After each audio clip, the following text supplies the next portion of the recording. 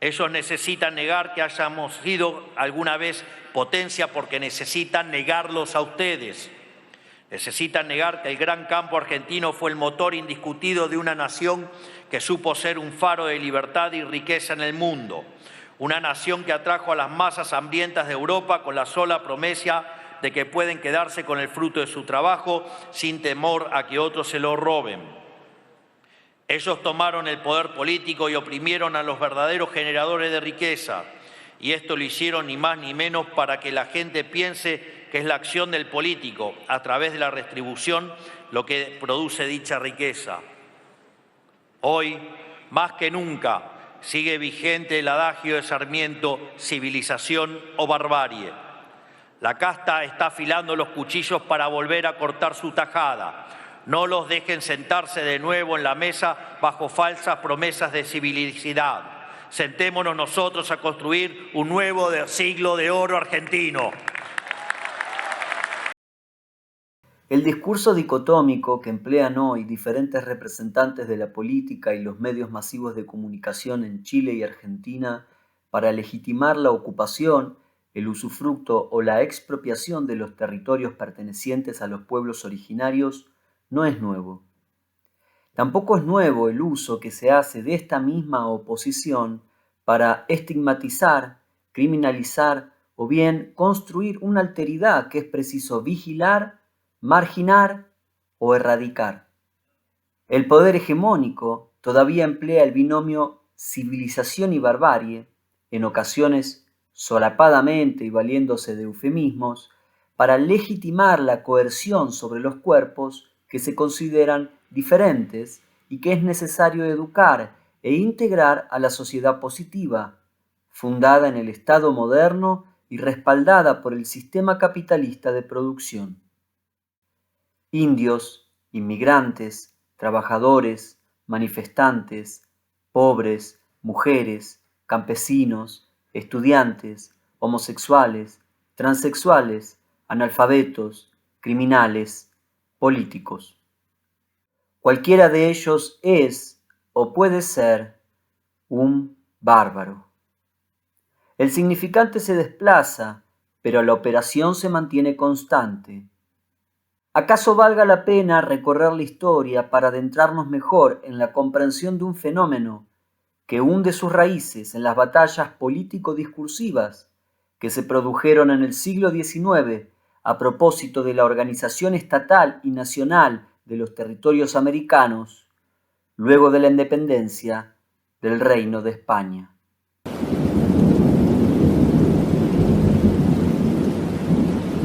Sombra terrible de Facundo, voy a evocarte, para que sacudiendo el ensangrentado polvo que cubre tus cenizas, te levantes a explicarnos la vida secreta y las convulsiones internas que desgarran las entrañas de un noble pueblo. Tú posees el secreto, revelánoslo. Facundo no ha muerto, está vivo en las tradiciones populares, en la política y revoluciones argentinas. En Rosas, su heredero, su complemento. Su alma ha pasado a este otro molde, más acabado, más perfecto, y lo que en él era solo instinto, iniciación, tendencia, convirtióse en Rosas, en sistema, efecto y fin. Domingo Faustino Sarmiento. Introducción a Facundo.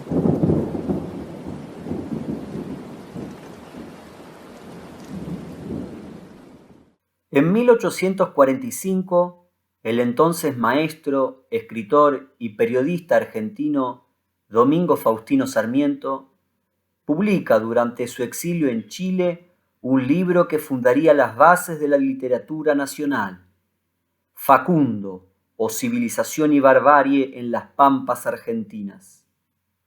La crítica literaria no ha logrado ponerse de acuerdo a la hora de definir el género del texto, puesto que sus características permiten situarlo en el marco de la biografía, el ensayo histórico, el ensayo sociológico, la novela o la diatriba política, entre otros.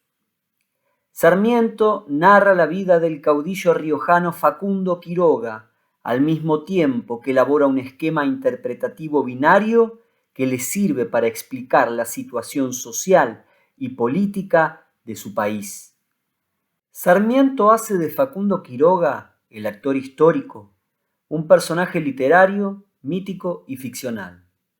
Lo utiliza como sinécdoque. Él encarna y representa la totalidad de una nación y de una historia. Es la cifra de la barbarie que corroe la civilización e imposibilita el camino del progreso. Esta operación de condensación es cara al movimiento romántico que surge en Europa en las primeras décadas del siglo, como también lo es la elección de un personaje que produce rechazo, pero al mismo tiempo fascinación.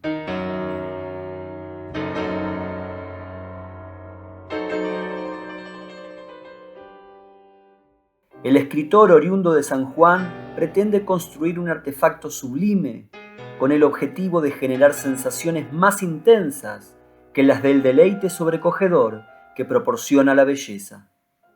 En su obra, lo que acecha es la muerte y el terror, lo que organiza la experiencia.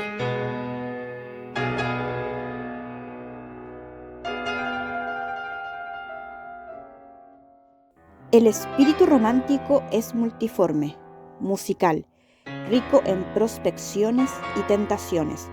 Ama la lejanía del futuro y la del pasado, las sorpresas en lo cotidiano, los extremos, lo inconsciente, el sueño, la locura, los laberintos de la reflexión. El espíritu romántico no se mantiene idéntico, más bien se transforma y es contradictorio. Es añorante y cínico, alocado hasta lo incomprensible y popular, irónico y exaltado, enamorado de sí mismo y sociable, al mismo tiempo consciente y disolvente de la forma. Goethe, cuando ya era un anciano, decía que lo romántico es lo enfermizo. Rüdiger, Safransky, Introducción al Romanticismo, una odisea del espíritu alemán. Sarmiento construye un personaje exacerbado, enigmático y animal. Describe a Facundo con una cabellera profusa y enmarañada, una barba negra y espesa, unas cejas pobladas. Dice que sus ojos estaban llenos de fuego y que las personas no se atrevían a mirarlo. Lo compara con el tigre. Facundo, antes que un caudillo de carne y hueso, se asemeja a una criatura que linda lo sobrenatural. Anhela la sangre y disfruta con la muerte y el sufrimiento ajenos. Facundo Quiroga es para Sarmiento un representante del sistema social argentino, el ejemplo paroxístico de lo que produce la vida en las campañas. Por eso, el libro comienza con la descripción del medio. El mal que aqueja a la República Argentina es la extensión. Si no es la proximidad del salvaje lo que inquieta al hombre del campo, es el temor de un tigre que lo acecha. Esta inseguridad de la vida imprime en el carácter argentino cierta resignación estoica para la muerte violenta. El proletario argentino adquiere el hábito de vivir lejos de la sociedad y a luchar individualmente con la naturaleza.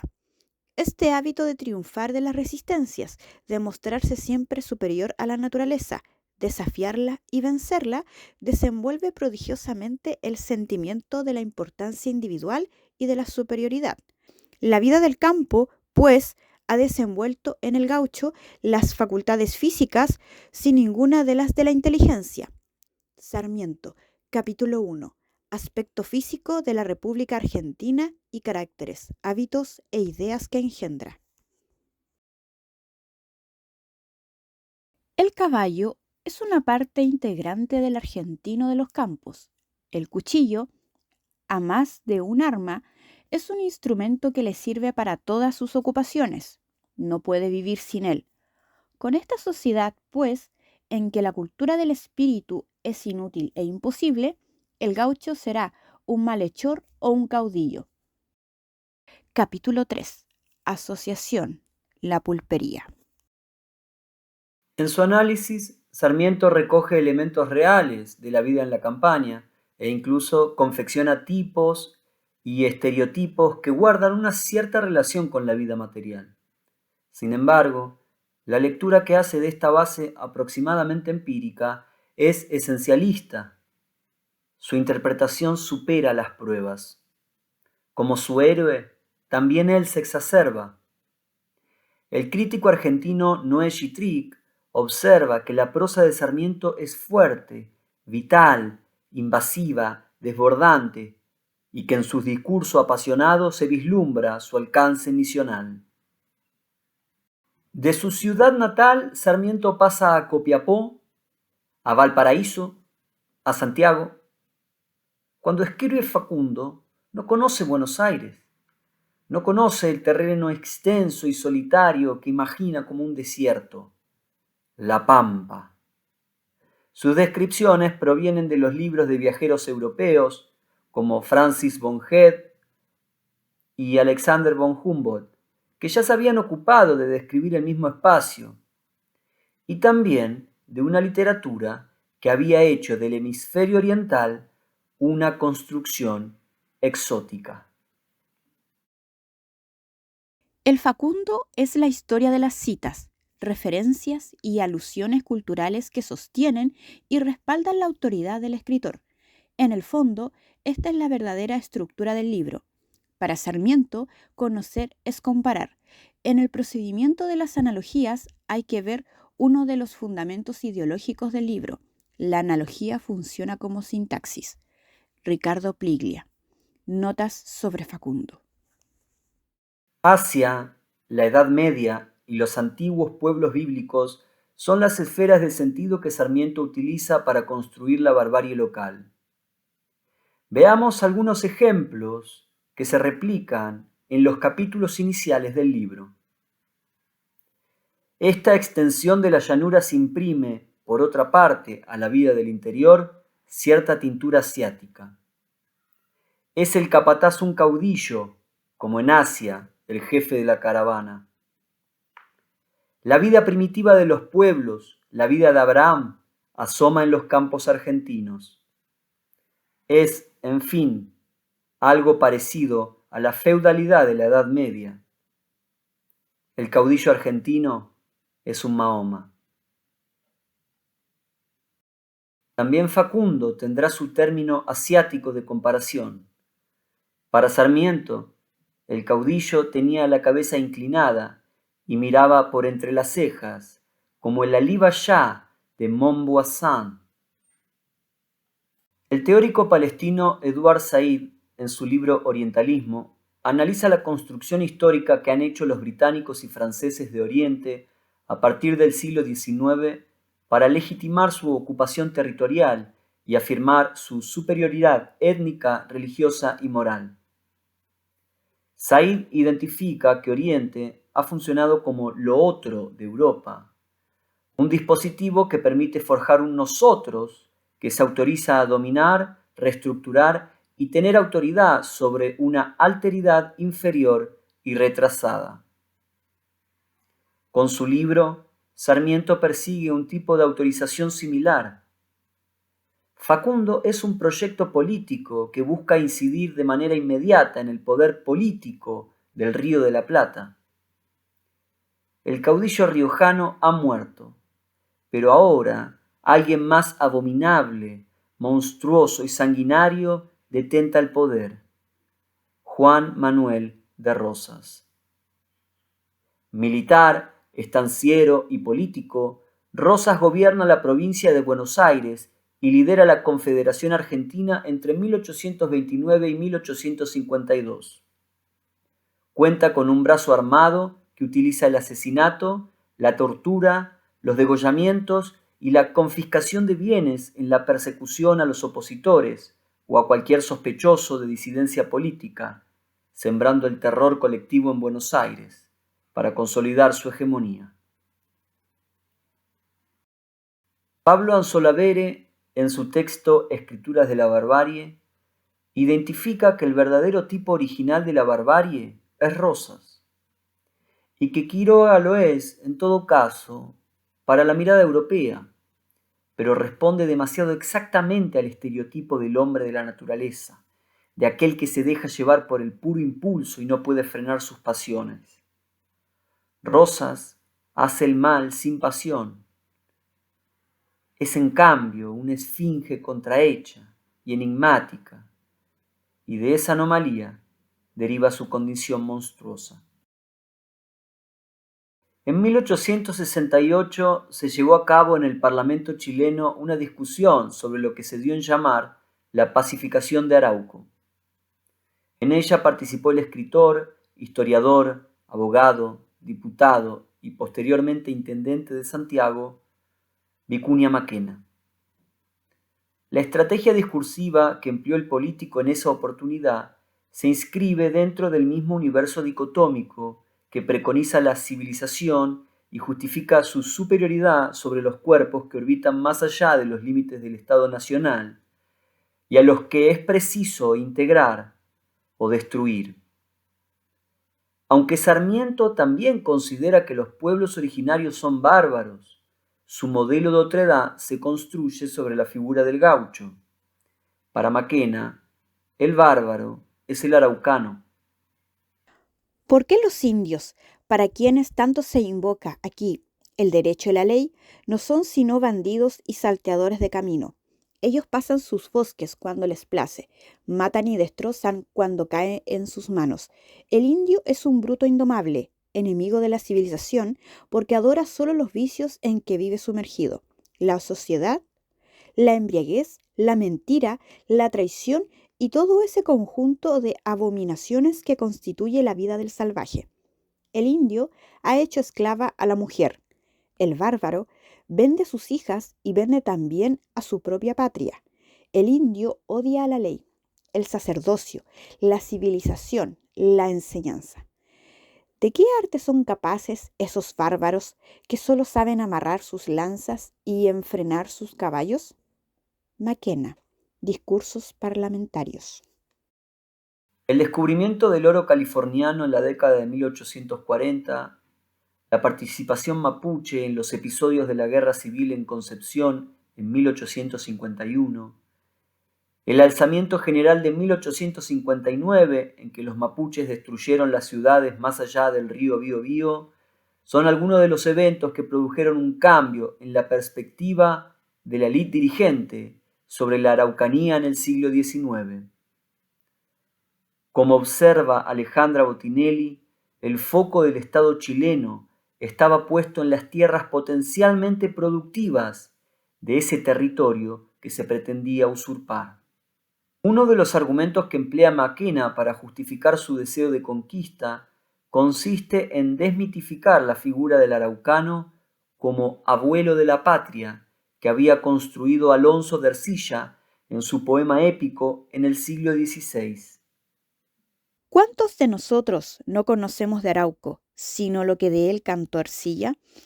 Nuestro pueblo no desciende del bárbaro Arauco, que jamás ha querido someterse al extranjero, ni aliarse con él.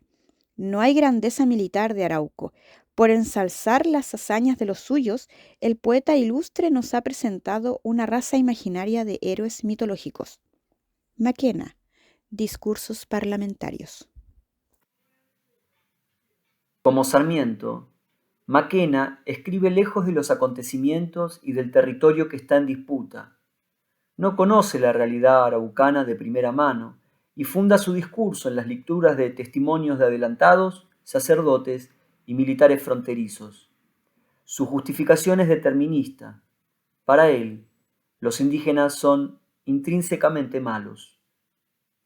A partir del recorrido que hemos trazado, es posible advertir que la dicotomía civilización y barbarie nunca fue una descripción neutral de la realidad, sino una tecnología discursiva al servicio de un proyecto de poder. Nombrar al otro como bárbaro habilitaba su exterminio, su despojo o su tutela forzada en nombre del progreso. Tanto Sarmiento como Mackenna construyeron enemigos funcionales a la consolidación del Estado-Nación y del capital. Esta misma operación retórica, como advertía Said para el caso del orientalismo, no necesita ser literalmente cierta para ser eficaz. Le basta con organizar un nosotros legítimo frente a un ellos que hay que vigilar, asimilar o eliminar. Esta genealogía decimonónica no es un capítulo cerrado de la historia intelectual latinoamericana, sino la matriz de un lenguaje que continúa mutando de objeto sin alterar su lógica de fondo. La barbarie es, ante todo, el nombre que el poder le da a aquello que necesita someter.